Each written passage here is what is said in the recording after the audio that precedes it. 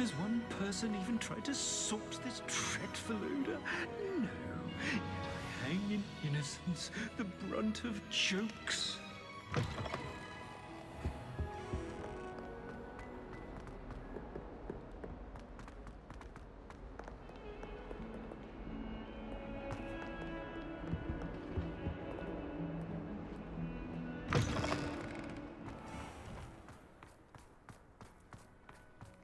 Uncle Roland sends his best. He often asks after you and his owls.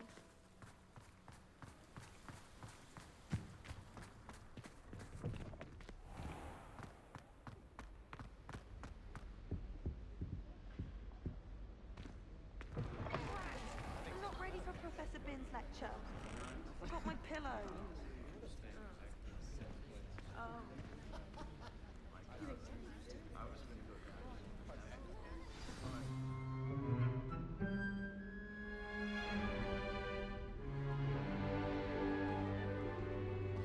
In today's lesson, we will cover a truly thrilling event.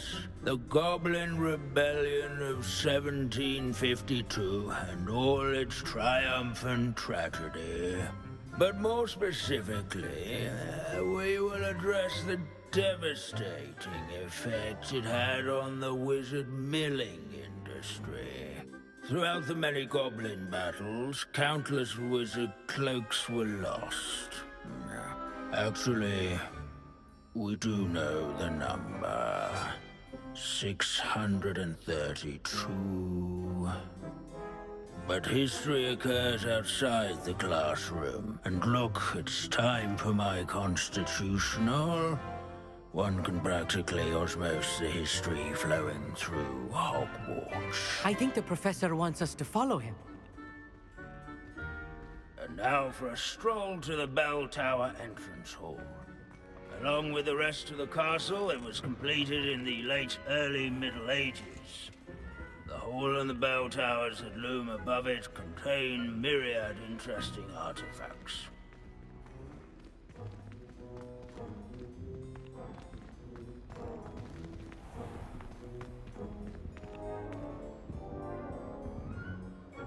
Good to see you again. Recovered from that nasty bout of dragon pox, have we? That wasn't me, Professor. I'm new here. Are you? Well then, welcome. No doubt you're eagerly anticipating my analysis of various wizarding councils, codes, statutes, and of course, goblin rebellions. Not all goblins are rebellious. Some venture into wizarding politics, such as Eargit the Ugly. Some are talented artisans, such as Bragbor the Boastful.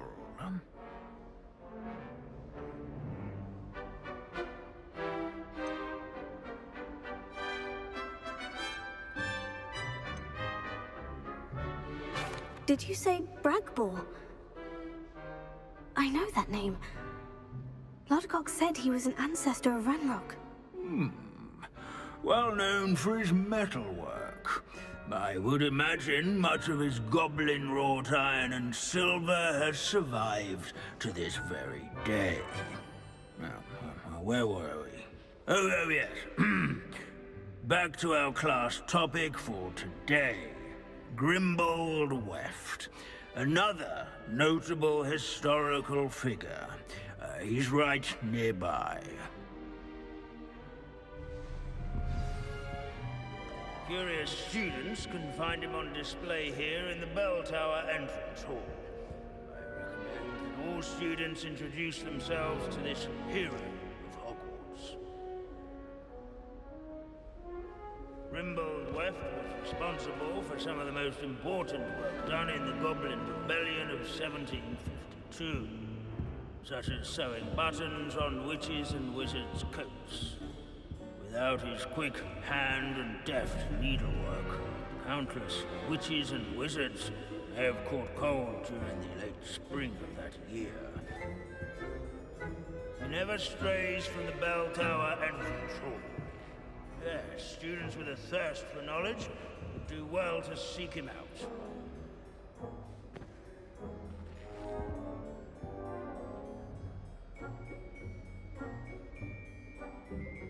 you tell me where I might find Grimbold Weft? Oh yes, Grimbold Weft. Quick with a needle and thread, that one. He's a fascinating artifact of the Goblin Rebellion of 1752. At any rate, he can be found nearby, perched in his case.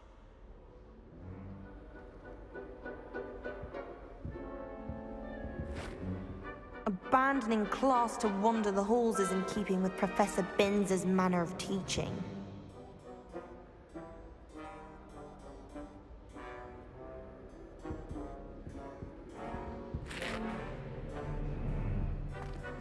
This unassuming smudge is rumored to be the location of the very first successful use of Bombarda.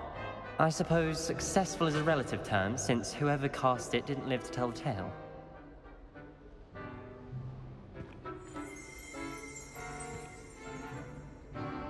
Revelio.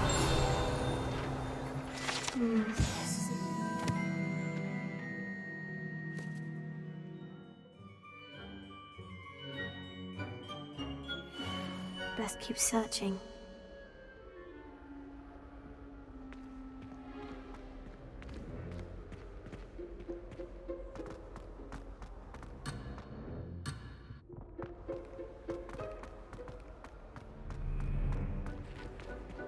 Students often complain about the many staircases at Hogwarts, but they never bother me.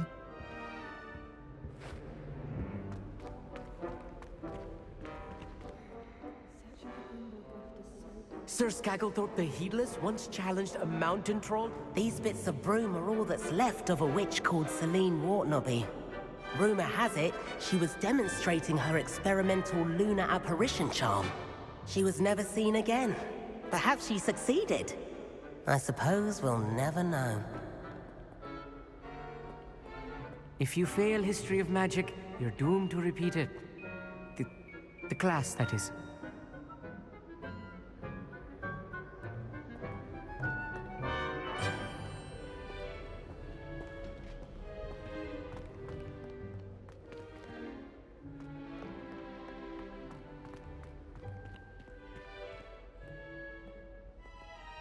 This is a centuries-old likeness of Pangadon.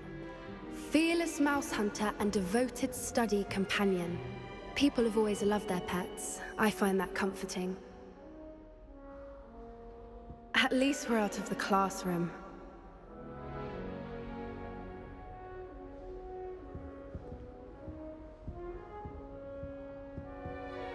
Wagadu's history is, well, a bit different than that of Hogwarts, to say the least.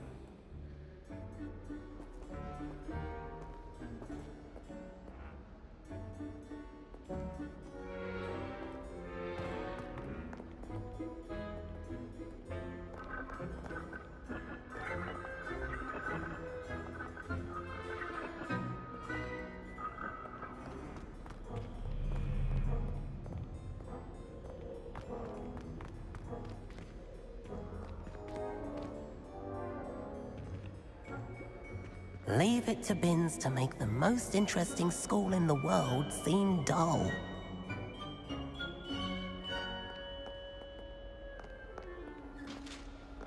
This Grimbold sounds like a hero of the rebellion.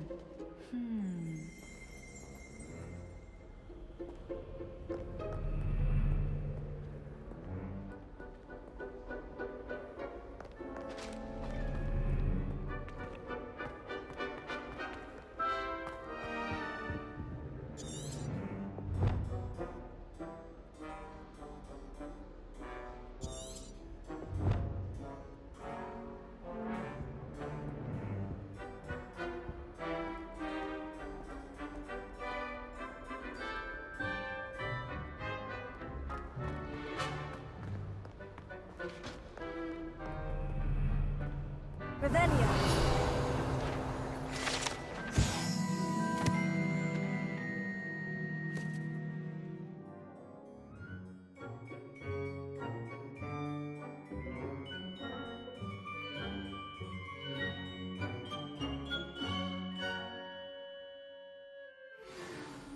Oh yes, I see you found Grimbold Weft.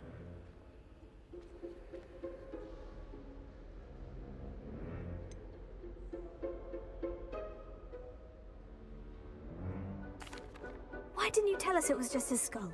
Well, of course it's just a skull. Everyone knows Grimbold Weft died of dragonpox in 1753.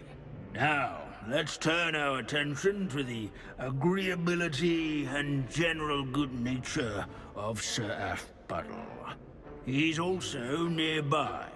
See what you can learn from him for your next assignment. Standing in eternal but symbolic watch over the bell tower is a retinue of loyal knights, or rather, statues of knights, I should clarify. Keen-eyed students will spot the statue of Sir Athpuddle of the cheerful countenance nestled among the ranks. His fame was not won by vanquishing foes in single combat, nor by slaying bloodthirsty dragons, but rather in training yards and sculleries, where his warm and approachable demeanor was celebrated by old friends and newcomers alike. I encourage everyone to make the waving statue's acquaintance.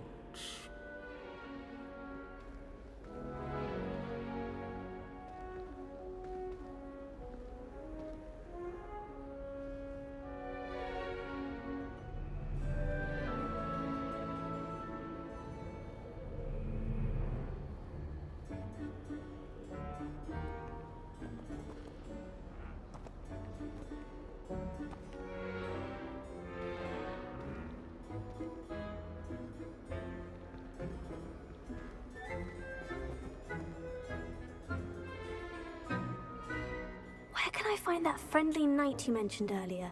Oh yes, Sir Athpuddle, or rather the statue of Sir Athpuddle. It can be found amongst the other statues of knights. It's easy to identify, as it's been enchanted to wave at those who take the time to seek it out.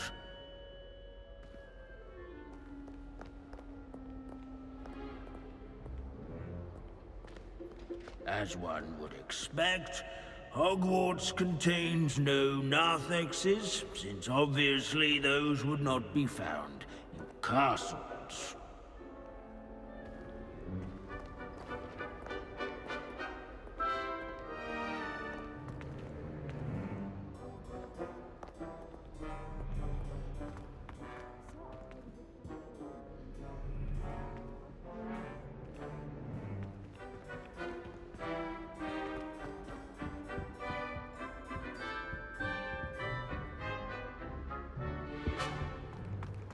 Hogwarts is impervious to the inexorable march of time.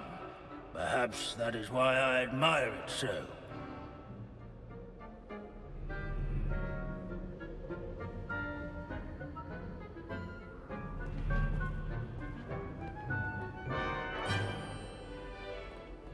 There's nothing quite so magical as history. Dusty, immutable history. The Hogwarts founders could never have achieved such architectural majesty without the aid of powerful magic.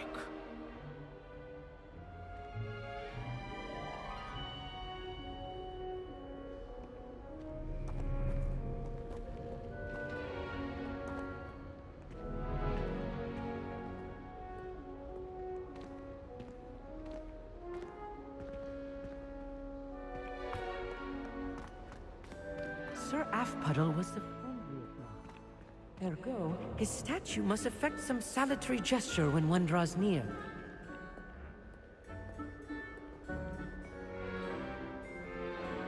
In all the centuries that Hogwarts has existed, not once has it collapsed.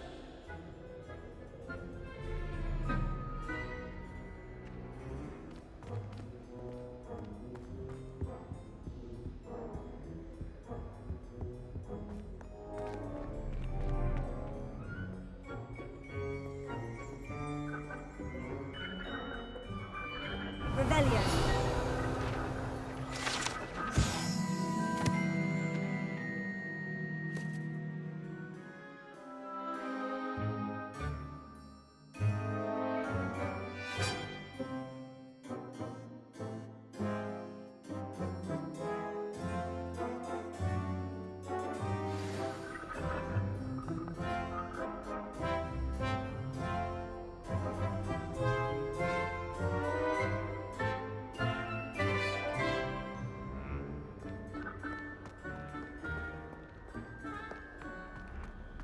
Students often complain about the many staircases at Hogwarts, but they never bother me. Professor Binns, I found the statue of Sir Afpuddle. Ah, well done. Alas, Sir Afpuddle's affability was his undoing. Died instantly trying to befriend a basilisk. Eye contact is not always to be encouraged. So beloved was he that even some goblins mourned his passing. Of course, that did not bode well with the rest of the goblins, most of whom could not abide mourning the loss of a wizard.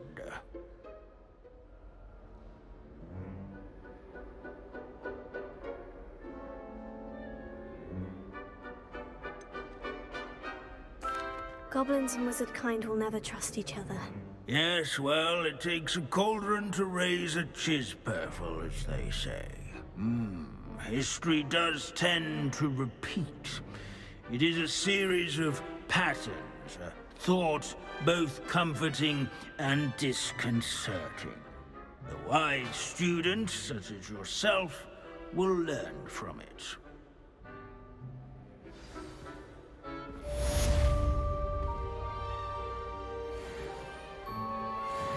History is written by those who do their schoolwork, so they say. Or at least, I like to say that. Looks like we've all gone on another one of Binns' wild goose chases. How can we do so much and accomplish so little?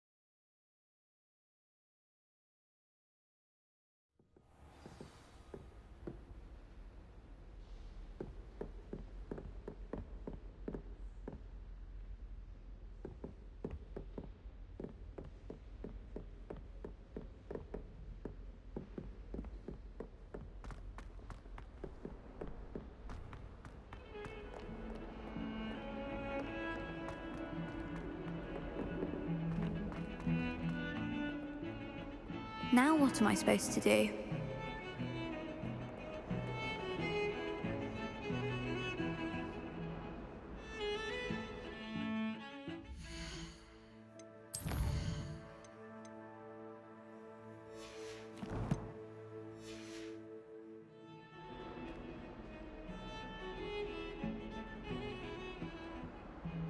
Pardon me, is everything all right? No, it's not. We only had 2 bells to go, but she just had to go and spoil things. I'm afraid I don't follow. Who spoiled things?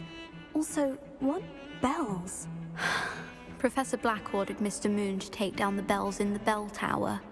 Said they were giving him a headache. Those bells are a part of Hogwarts. I wasn't about to let that happen. So, I asked my friend Adelaide to help me put them back. We've always been a duo of sorts, Adelaide and Evangeline. Addie and Evie. Anyway, it was going swimmingly until Black started asking questions. Then she wasn't comfortable with our rule breaking. Now I'm stuck, unable to tell which bell goes where. Is it really that important that the bells go back up? Is it really that important? They're part of the school's history. Those bells likely told a young Merlin that he was running late to Charms, or called Ignatia Wildsmith to dinner. We can't simply fiddle with history. We're meant to be its stewards.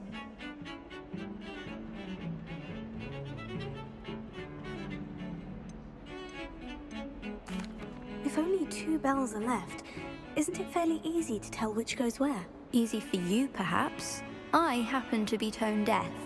Mother likes to say I couldn't carry a tune if it hopped on my back like a chocolate frog. No point putting them back in if they don't sound just as they did before, for the sake of historical accuracy.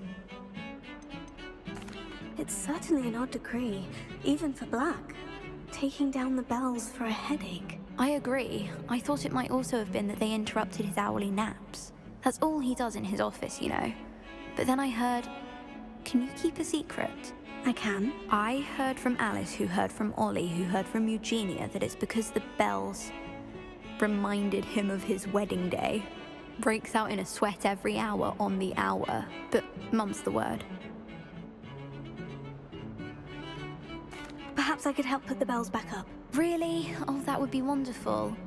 The bells are in the bell tower, just above the music room. You're certainly of more help than Adelaide.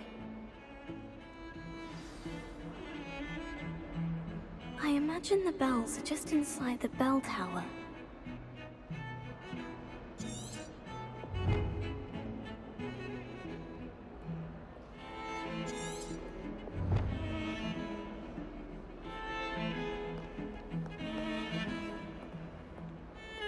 I wish Professor Garlick would teach us more about flesh-eating trees. There seems so little about them. Perhaps one day someone will write a book on them. Wish I could have studied here when Philida Spore was her mistress. Greatest herbologist of all time. I've read 1,000 magical herbs and fungi at least 1,000 times.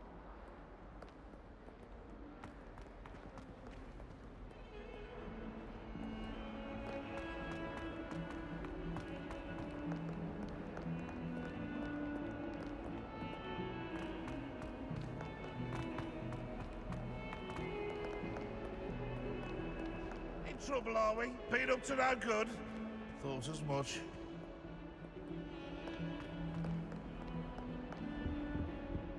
You're new, so you wouldn't know, but most of us consider Poppy a bit of an odd bird.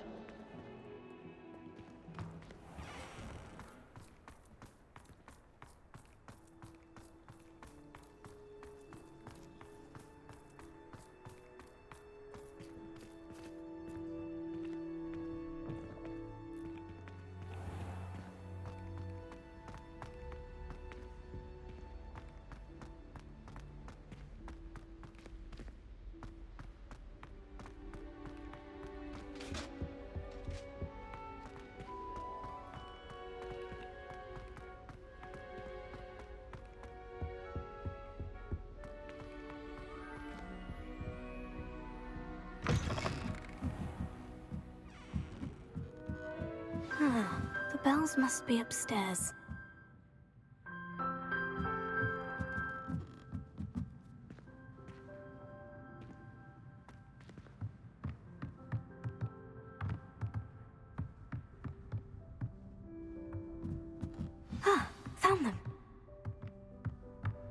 have to get those up there somehow.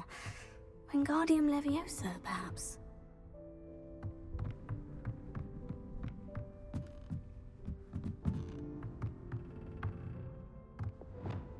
Accio!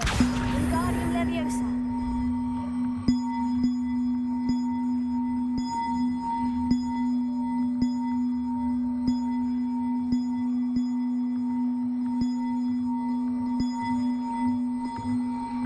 One up, one to go.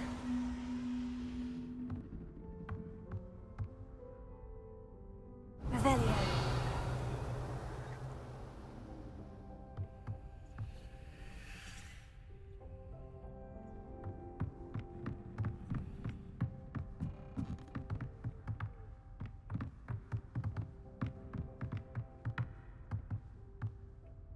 Accio.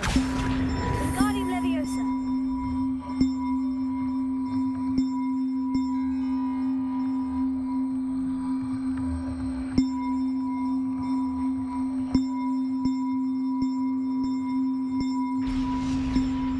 Well, that wasn't too hard.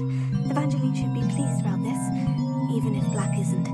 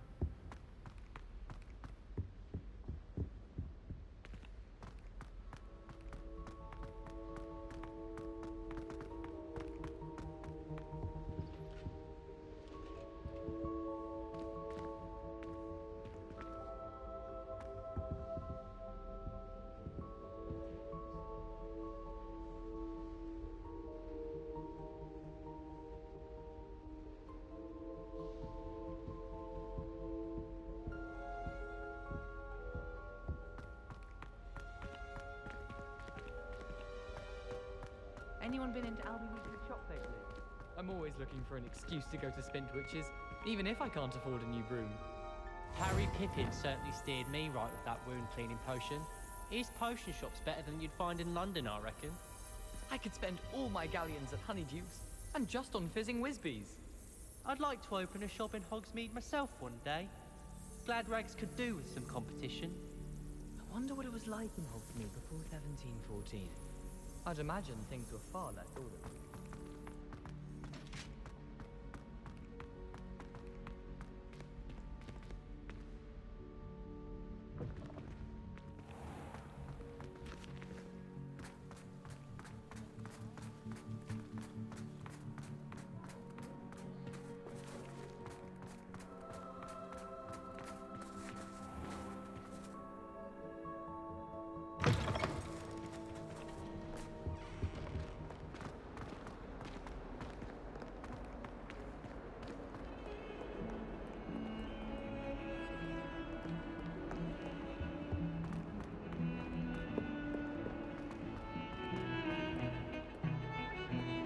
The sheer nerve taking them down. The bells are back up, Evangeline. Ah, you're a credit to the school. I can't wait to hear them. I can't wait for the headmaster to hear them. I wish I could see his face. Future generations may not truly appreciate what you've done, but I do. And I hope that you do as well. You don't know how much this means, for me and for Hogwarts.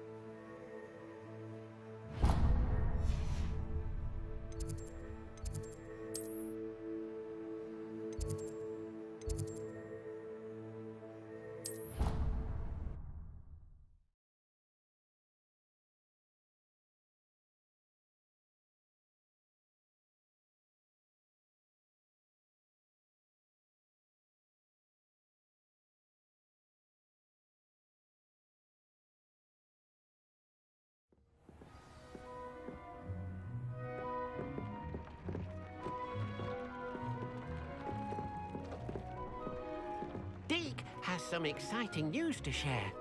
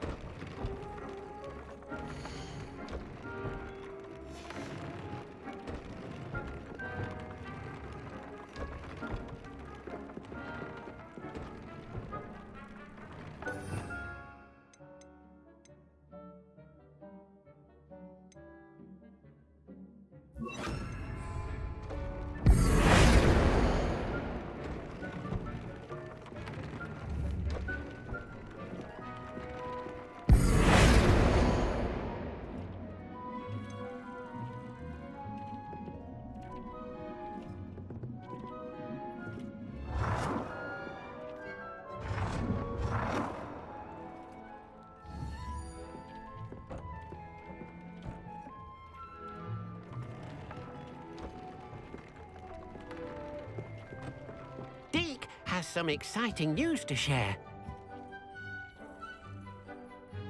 Hello, Deke. Professor Weasley said you had an idea. Indeed, Deke does. Deke knows that you want to learn about all sorts of beasts, and Deke recently heard rumors of a phoenix nest in a nearby mountain. A phoenix nest? I wonder if it belongs to the phoenix Natty mentioned, the one Harlow and the poacher pack are after. Deke would not doubt it. If Deke has heard of it, surely the nasty poachers have as well, which means it could be in danger.